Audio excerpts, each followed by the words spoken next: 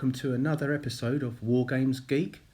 Today I'm going to show you my American Civil War Confederate Army, and these are all 28mm figures from the Perry miniatures range. The first unit I'm going to show you is my Texan Cavalry unit, and none of these are painted to be specifically historically accurate. They're just painted in a way that I thought they would look nice on the table. And here's a close-up of one of the figures from this particular cavalry unit. And what I did was I primed the whole army with uniform grey, and then just picked out colours that were sort of standard for the Confederate army. I've kept some accurate details, such as the yellow kepi hats worn by the Confederate cavalry, and then basically just one coat of paint, and then they were all dipped in strong tone quick shade. So the next unit on the table are foot soldiers or infantry. And this is just a sort of small unit here that I've painted. Let's just pick up 4 here, and you can see here where I've used the quick shade dip, it's just sunk into all the recesses and made the figure stand out. I've left some mud and bits like that on the back of the trousers because I think they would have been quite grubby as they're marching across the fields, and that's basically how one of the sort of stands looks.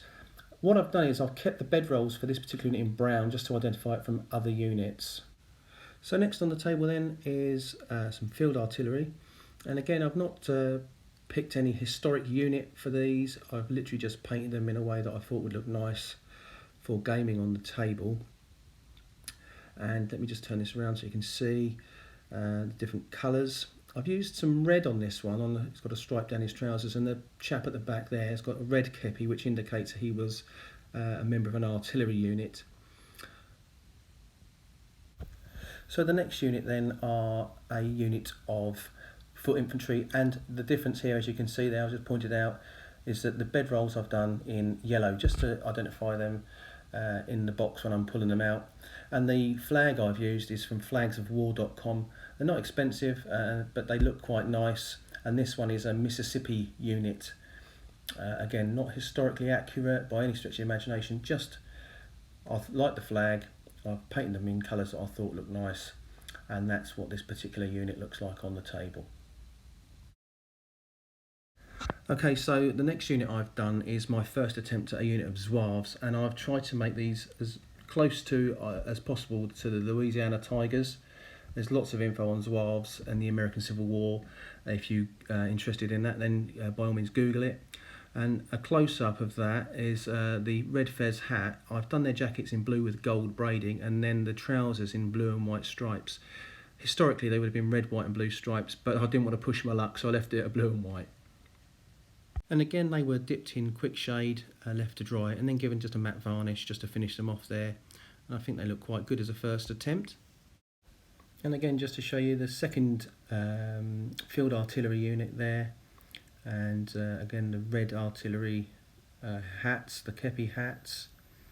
And then moving on to my second unit of Zouaves, and these guys are literally just from my imagination, completely different to the previous ones, and a bit easier to paint without the stripes, and those baggy trousers are real difficult to paint. So I've just done them in red, and then again I've dipped them in quick shade in the strong tone, and they're just slightly different to the others. Grey jackets instead of the blue. Still got the red fez hats, but yeah, just plain and a bit more easy to paint. And these ones are just literally straight out of my mind. And then the last thing to show you then is my last unit. They're not finished yet, these are a work in progress, but just to give you an idea, just literally one coat of paint, one layer of paint, nothing fancy, no highlighting, no shading at this stage. Literally just put one layer of paint on, and then go in the quick shade dip.